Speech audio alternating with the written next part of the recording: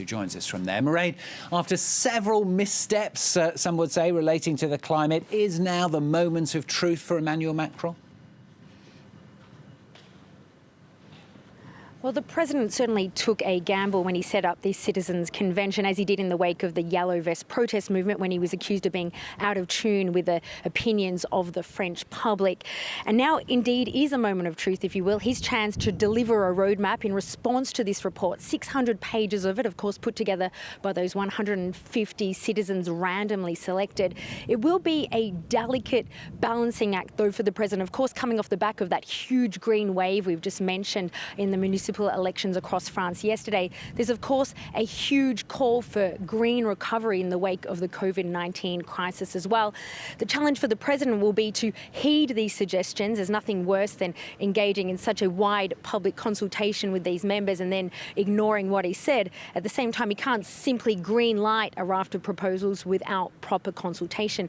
As we did here, he has offered to present some of these measures unfiltered, is the word that he used, either to the parliament or in the way of a referendum to the French public.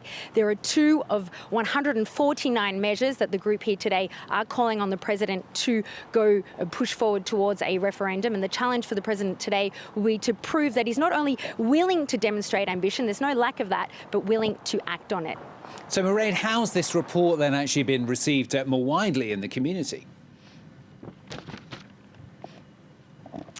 Well, on one end of the spectrum, you've got the right accusing it of being a type of punitive ecology in the way that they're accusing it of being too focused on constraints and punishments. One controversial measure is a call to limit the speed limit on motorways from 130 kilometres per hour to 110 kilometres. On the left, you've got other groups calling it not bold enough. Some of the measures, such as limiting polluting vehicles in urban centres, not particularly revolutionary. At the same time, there are also criticisms that there's no mention of nuclear inside it, or a carbon tax, which is, of course, the root cause of the Yellow Vest protests when Macron initially set up this. NGOs for the whole have been supportive. Their major fear is that the president will see it as an a la carte menu and perhaps cherry pick his favourites.